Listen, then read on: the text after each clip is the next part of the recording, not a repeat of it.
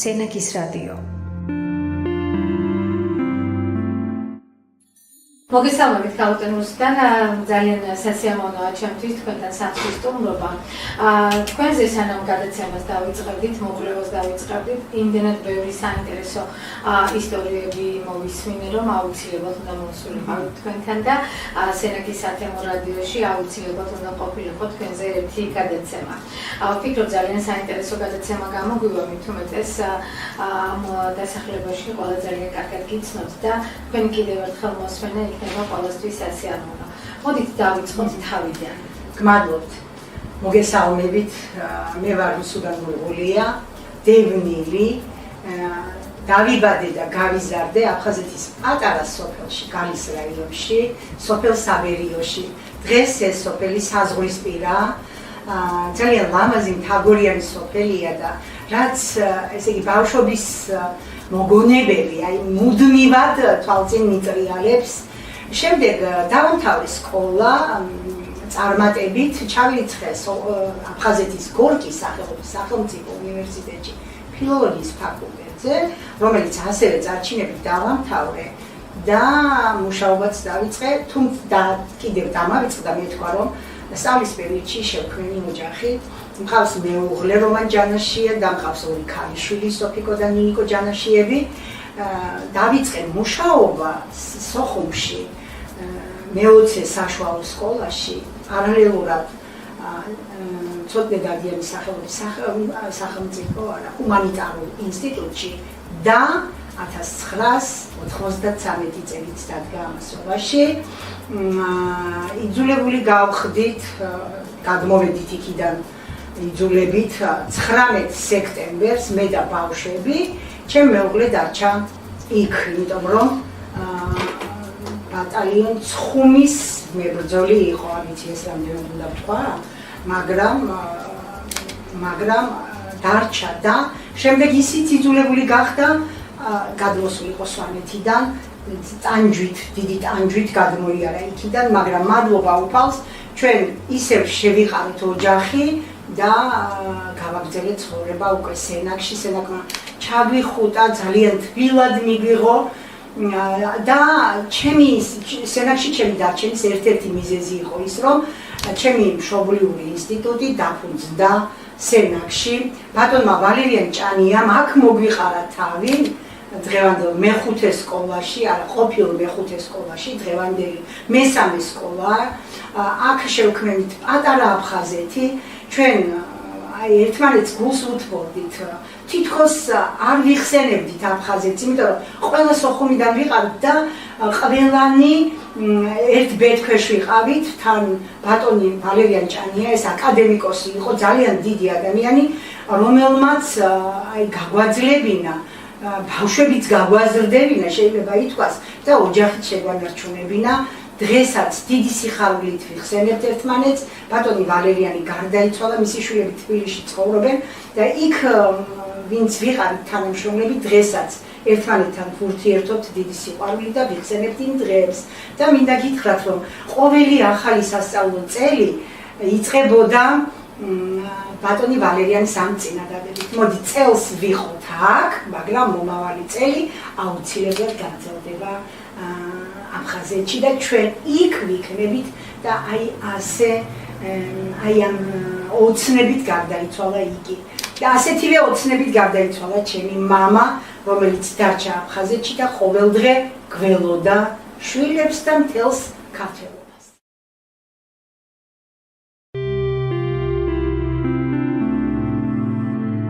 სენაკის რადიო.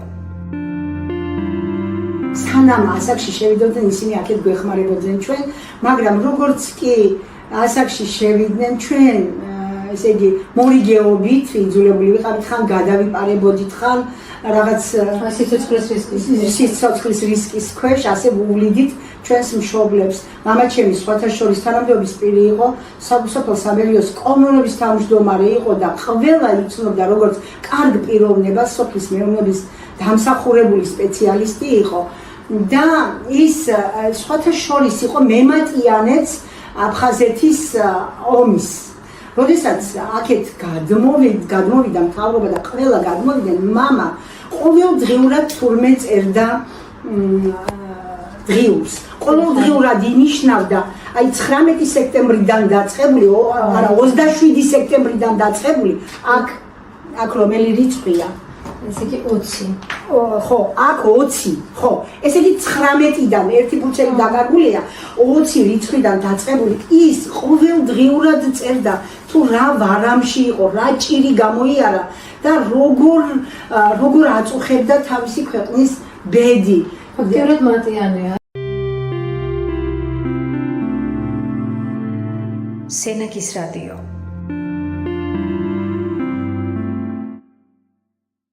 ესაა მამა.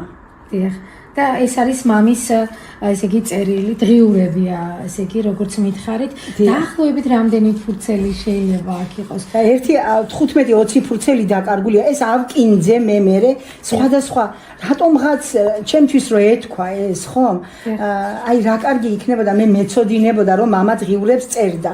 სრულიად შემთხვევით ნახეთ, ჩემთვის ძალიან საყვარელი და იმავდროულად ძალიან ძვირი. ნიშნულოვანი ჩვენთვისაც, იმიტომ რომ ამ დღიურებიდან ჩვენ ძალიან ბევრ რამეს გავიგებთ. ამ ადამიანის მისი ყოველდღიურობა არის ასახული აქ აფხაზეთში ყოფნის პერიოდში და წარმომიდგენია, მე აუცილებლად გულდასმით წავიკითხავ ამ დღიურებს. ღამით ჩემთან მოვიდნენ. ორესტი და ჟუჟუნა ცოცხალი დარჩენილა. მას შემდეგ მოვიდა მურმან ცობეხია და მითხრა რომ მე შორიდან დავინახე ორივე მოკლესო. წავიდეთ და დავასაფლავოთო. მე ვუთხარი ორივე ცოცხალია მეთქი. ღამე მშვიდობიანად ჩაიერა, თუ ამას მშვიდობა ჰქვია. რაც დავიბადე, პირველად გარეთ გავათიე ღამე. ჩემს სახლთან ახლოს სინათლე ჩაქრა. ძირს ჩამოფერთხა ხეები. აქა-იქ მკვდრები ყრიანო. მეუბნებიან, არ ვიცი რამდენად მართალია. ამას ვწერ ღამის 12 საათზე. 1993 წელი, 7 ოქტომბერი. დილას დაიწვა სახლი. დიმიტროვის ქუჩის გაღმა. პურსაცხობთან დაიწვა მეორე სახლი. 9 საათია. მოვიდა ცნობა, რომ ჯახიას სახლიდან გააქვთ ყველაფერიო. მის მოპირდაპირე მხარეს იწვის კიდევ სახლიო. დღეს ჩემთან ახლო-მახლო არაფერი მომხდარა, დამეტანი სიჩუმეა. ჭალიდან ჩემი მეზობელი ინდიკო ბასარია მოვიდა და საზარელი ამბავი გადმოგვცა. ჭუბურხინძის ცენტრალურ გზაზე მომხდარ ტრაგედიაზე. საშველი არსად ჩანს, არ ვიცი, ნერვები სანამდე გამიძლებს.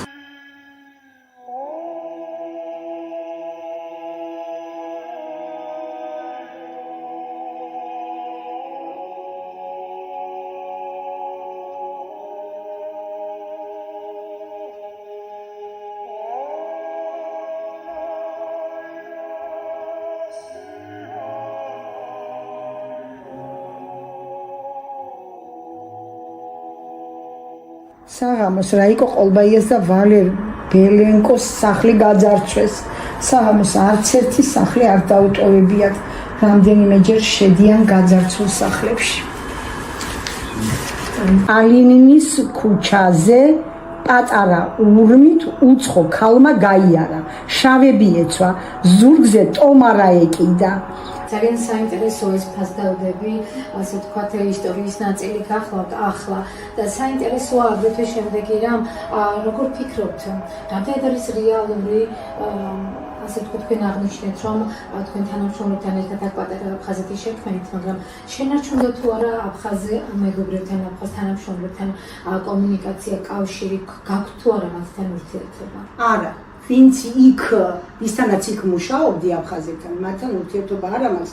ჩვენ გვინდოდა რომ აფხაზ მეზობელთან აი დაგვემყარებინა კავშირი, ჩემმა მეუღლემ ბევრჯერ სცადა, მაგრამ არ წამოვიდა, იგი კავშირზე არ წამოვიდა, ასე რომ მე იქ მცხოვრებ აფხაზეთთან კავშირი არ მაქვს, თუმცა ყავს ყველაზე კარგი მეგობარი აფხაზი ქალბატონი მანანა კვარანძია, რომელიც ქართველ შვილებს ზდის, ის თბილისში ცხოვრობს და ძალიან კარგი ქალბატონია, რომელსაც ერთნაირად უყვარს აფხაზეთიც. აფხაზებიც და ქართველები. აფხაზები და ქართველები ერთმანეთის გულებისკენ გზას აუცილებლად იპოვიან და მშვიდობიანად სახალხო დიპლომატიის გზით, სიყვარულით, ასე ვთქვათ, ისევ გაერთიანდება ეს ქვეყანა, იმიტომ რომ აფხაზებიც იმიტომ აფხაზობდნენ თავის დროზე ჩემის აზრით, რომ საქართველოსაც ვიერთ.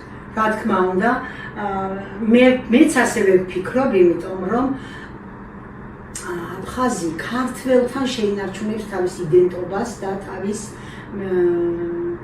თავისუფლებასაც, ხომ, ინდივიდუალობასაც. ქართველი აფასებდა მუდმივად აფხაზს და აფხაზიც აფასებდა ქართველს.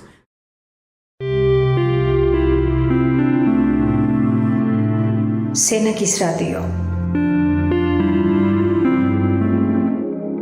შენ სულ აფხაზობ, რაც არსებობს ეს საქართველო.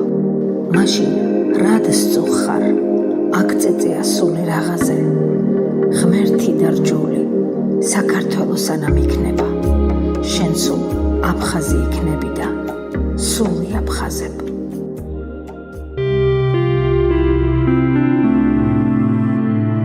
სენაკის რადიო.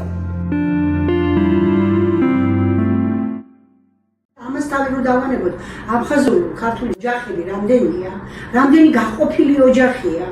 აი მე ერთ მაგალითს მოგიყვებით კიდე ძალიან ექსტრემისტი აფხაზი იყო ერთი გოგონა, რომელიც ცხოვრობდა სოხუმში, მამა აქ ცხოვრობდა და სიხარული აღმოჩნდა მტრობაზე უფრო ძლიერი. აი მოხდა ისე რომ ტრენინგზე იყო თბილისში, შეუყვარდა ქართველი ბიჭი და დღეს თბილისში ცხოვრობს. ანუ სიყვარულია ის, რაც მტრობი დანგრეულს აშენებს. თქვენ აღნიშნეთ საუბარში, რომ ძალიან ბევრი თქვენი თანამშრომელი, კოლეგა, მეგობარი დარჩა აფხაზეთში და გააგრძელა აფხაზეთში მუშაობა და ასე თქვა ძალიან ნამდვილად ქართული საქმის კეთება. არ შეიძლება ისინი არ აღნიშნათ და მათ შრომაზე დაღვაწილზე არ ვისაუბროთ. კი ბატონო, დარჩნენ ჩემი თანაკურსელები. თანამშრომლებზე ვერაფერს გეტყვით, მაგრამ ჩემი თანაკურსელები დარჩნენ ქალის რაიონში. რამდენიმე ერთი ჩემი სტუდენტი, კიდე აქაური სტუდენტი და ისინი დღესაც მუშაობენ. მაინც ისინი თითქოს და ჩუმად აკეთებენ ქართულ საქმეს. იქ მხოლოდ 1 საათია ქართულისთვის გამოყოფილი, მაგრამ ისინი სახლში ასწავლიან ბავშვებს და ისინი ფიქრობ მე, რომ იქ ძალიან რთულია დარჩე, იმიტომ რომ რაღაცა მაინც შიშის ფაქტორია, მაგრამ ისინი გმირები არიან და ნამდვილ ქართულ საქმეს აკეთებენ. მათი ბავშვები, ისინი ვისაც ამეცადინებენ, სხვათა შორის ჩვენ სკოლას ჰქონდა მათთან ურთიერთობა, წმინდა ალექსი შუშანიას სახელობის მართლმადიდებლური სკოლა გიმნაზიას და იქიდან გადმოიყვანეს და სხვათა შორის აფხაზეთის სამინისტროსთან, დევნილთა სამინისტროსთან ერთად გადმოიყვანეს იქიდან ბავშვები და ერთი კვირა არა 2 კვირა ჩვენ სკოლაში საზაფხულო ბანაკში იყვნენ ეს ბავშვები და ისინი აი როგორ მათი თვალები, აი მათი მასწავლებელი თუ როგორი კმაყოფილი იყო ამ ყველაფრით და წარმოდგენილი მაქვს რამდენ ხანს გაჰყვებოდათ ბავშვებს აი სითბო რომელიც ჩვენგან წაიღეს და ეს აუცილებელია. საინტერესოა თქვენ გახსოვთ აფხაზეთი, აფხაზეთი თქვენი ნაწილია, თქვენი ცხოვრების ნაწილია, თქვენი ბავშვობა, სიღრმე, ასე თქვა პირველი ნაბიჯების მოწმე ადგილი, მაგრამ თქვენს მოსწავლეებს, რომლებიც ეხლა სენაკში სწავლობენ, თუნდაც აფხაზეთიდან დევნილები, ძნელად თუ წარმოუდგენიათ ვინ არის, ან რა არის აფხაზეთი და ვინ არიან აფხაზები და რას ნიშნავს აფხაზურ-ქართული ურთიერთობები, მეგობრობა და აი ეს საუკუნოვანი ტრადიციები, რაც თქვენ შემოინახეთ. როგორ ახერხებთ რომ დაამახსოვროთ აფხაზეთი დღეს? დიახ, ეს ძალიან კარგი კითხვა.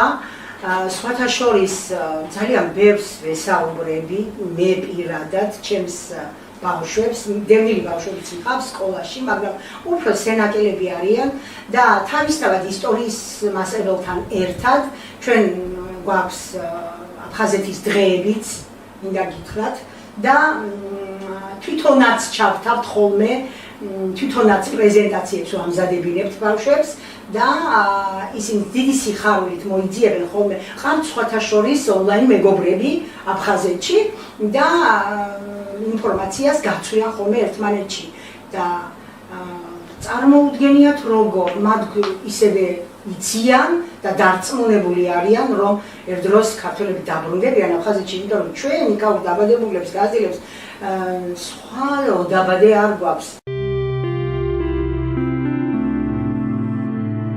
სენაკის რადიო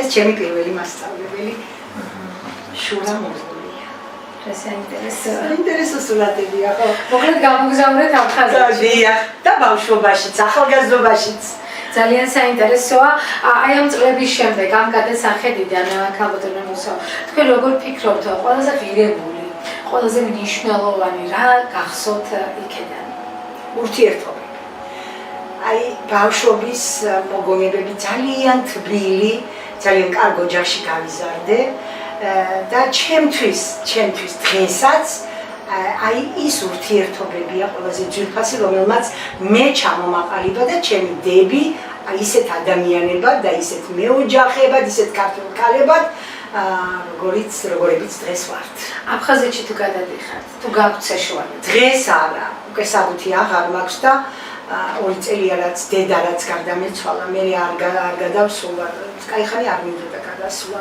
იცით აი ასე ჩემს წუხილს აი ასე ვფუთავ რომ არ მინდა რომ გარდაცვლილი იყოს არც საფლავის ნახვა მინდა და როგორც წინათ რომ აი შორიდან ვფიქრობ რომ ცოცხალია და მელოდება რატომღაც აი ასე ვიტყუებ თავს და არ ვიცი ეს რამდენხანს გაგრძელდება და ამიტომ ჯერ სრული არ მაქვს აფხაზეთში გადასვლის არც მათი საფლავების ნახვის მაგრამ დადგება დრო რომ წავალ და ნახავ იქაურობას და თქვენ სახლში ვინ არის ახლა აფხაზეთში ჩემ სახლში არავინ არ არის ბინა როდესაც ჩვენ ჯერ კიდევ გადმოსული არ ვიყავით წამოსული ვიყავით ბინიდან მაგრამ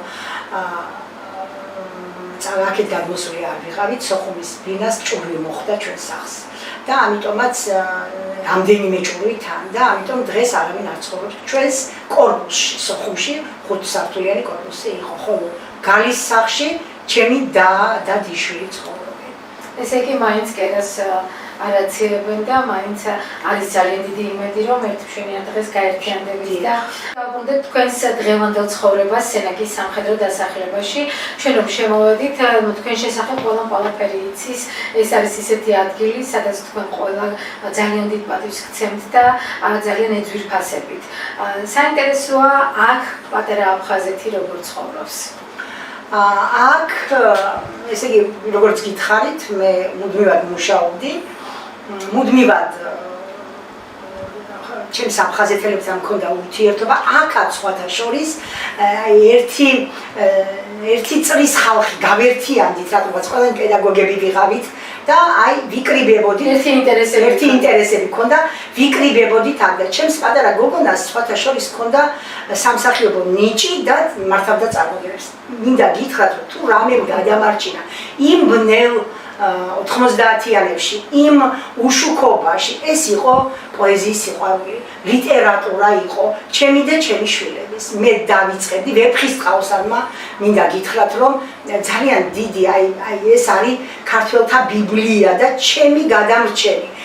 მუდმივად მიყვარდა ვეფხისტყაოსანი და როდესაც დავასწავლედი ჩემს შვილებს და როდესაც აი ამ უშუქობის დროს არც კი მქონდა რომ აგვენთო სად იყო სამთელიც აღარ ქონდა და რომ დავიწყებდი მე და აგრძელებდნენ ჩემი შვილები აი ეს მეზობლება გაიგეს მაშინ და ვიკრიბებოდით აქ და მე თვითონაც მართავდა წარმოდგენებს ძალიან კარგი იმიტაციის ნიჭი ქონდა ყველას დასცინოდა შეიძლება ითქვას იმიტირებას აკეთებდა და აი ღამეები ასე გაქონდა გშიოდა ალბათ გწყუროდა ალბათ შეწუხებული ვიყავთ ზოგს ახლობელი ყავდა დაკარგული და აი ასე ერთმანეთით ცოცხლობდი და უფრო მეტი სითბო იყო მინდა გითხრათ უკმას უხობდით ერთმანეთს და ფიქრობთ რამდენი ასე არის დღემდე ასეა მე გავიფანტეთ ზოგი იქი წავიდა ზოგი აქეთ ხო იცით მაინც ხორებამ თავისი მოიტანა თუმცა აი იმ სითბოს იმ სიყვარულს არაფერი შეედრება აი მაშინ სიყვარულმა და სითბომ გადაგვარჩინა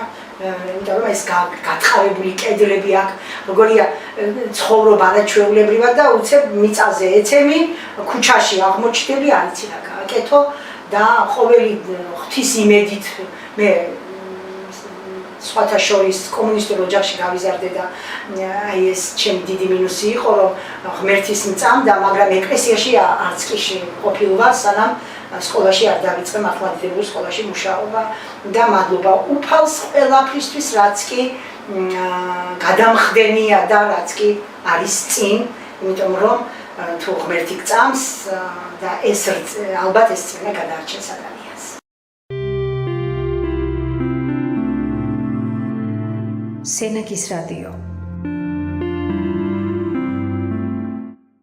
ჩვენი საუბრის ბოლოს მე პირველი მინდა აუცილებლად შეგახსენოთ და გავიხსენო თუ როგორი ემოციით მეპარბოდით თქვენ თბილისში პირველად აფხაზეთიდან დევნილობის პერიოდში პირველი გადმოსვლის დროს პირველი ისტორიას მე სიამოვნებით მოვისმენდე ისევ.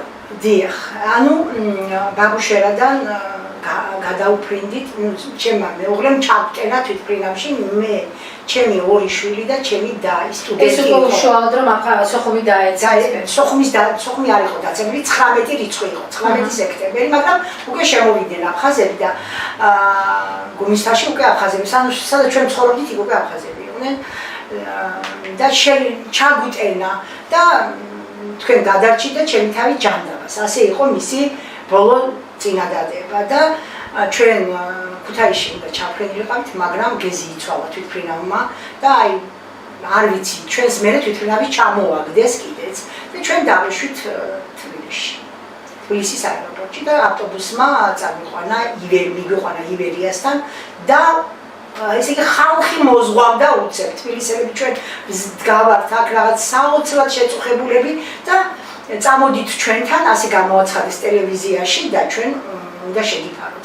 ნუ ყველა ვიღაცას გაყვა, ჩვენ დავრჩით და ბოლოს მოვიდა იასონ ხმალაძე, პაპას ეძახიან თურმე ამ კაცს ზედმეტ სახელს და გთხოვა რომ აი ბავშვი მიზისო, მე მანქანაში შეიძლება არ დამიჯეროთო და წამოდითო ჩემთან, მე შეგიფარეთო, რამდენ ხანსაც გინდათ იმენ ხანს იყავით ჩვენთანო და ჩვენ გავყევით მას, ის ცხოვრობდა სოფელ დიღომში და როგორი სიხარულით მივყავდით, გახარებული იყო ეს ადამიანი და რო შევიდა ამ სოფელში, იძახდა მომყავსო, თითქოს არ ვიცი, თითქოს რაღაცა ბრილიანტები და ოქროები მიქონდა და მთელი სოფელი შეიყარა, სუფრა გააწყვეს იმ საღამოს და მთელი სოფელი იქ იყო, გვეფერებოდნენ. მე ჩემი დარჩენილი მეუღლეს, აი რა ვიცი, შეწუხებული ვიყავი, რომ გამახსენდებოდა, რომ მეუღლე გვერდით არ მყავდა. ნუ რა თქმა უნდა, დავრჩით იმ ღამეს იქ. მეორე ღამესაც 21 სექტემბერს ჩემი დაბადების დღეა და აღმოჩნდა, რომ სუფრას აკეთებენ და ოჯახის დიასახლისის დაბადების დღე იყო და დიდი სუფრა გააწყვეს და ისევ იქ ეიფა სოფელმა. ანუ იცით, ომი იყო, მაგრამ მათგან შორს იყო და მე დამრჩა ისეთი წარმოდგენა, რომ მათ ეს რეალური ომი არ ეგონათ. და ალბათ მათი წვლილი იყო აი ამ შემთხვევაში ეს დიდი უბედურების დროს. დიახ და ისინი ფიქრობდნენ, რომ ეს კაცი ამბობდა, რომ მე ომში არ წავსულვარ, მაგრამ რამდენიც საჭირო იქნება, იმდენ ადამიანს შევიფარებო. თუმცა მე დიდხანს არ დავჩენილვარ, იმიტომ რომ ჩემი მეუღლის ამბავი არ ვიცოდი და მან მე და ჩემი შვილები ჩავსვა და ჩემი და მატარებელში, რომელსაც მოჰქონდა ცხედრები მოჰქონდა. და გზადაგზა ამ ცხედრებს ჩამოასვენებდნენ ხოლმე და წილილ-კივილი იყო. ჩვენ ჩამოვედით გალში. გალში ჩავედით და გალში რო ჩავედია, ой საოცრება. მაღაზიები გაღებული იყო, 22-23 რიცხვი იყო ეს, 22-23 სექტემბერი. მაღაზიები გაღებული იყო, ხალხი ჩვეულებრივ ცხოვრობდა და როდესაც ვთქვით, რომ კაცო, აფხაზეთში ომია, სოხუმში ომია, აქ რატომ არის ასეთი სიმშვიდე? მე ჩემი მეუღლეც ჩავიდა მასობაში, მამას ვთხოვეთ, რომ ყველანი წამოვსულიყავით, მაგრამ მამა არ წამოვიდა, მე ვერ წავალ ჩემი სახლიდან და რამდენიმე დღეში სოხუმიც დაიცალა და ინგურის ხიდთან აფხაზებმა დროშა დასეს და ისინი იქ ჩარჩნენ. და ასე და ძალიან ბევრი სანერვიულო ჰქონდა ერთი თვის განმავლობაში, არაფერი არ ვიცოდი მშობლების შესახებ. ძალიან რთულია დღემდე არის უგზობლად დაკარგული ადამიანების ძიება.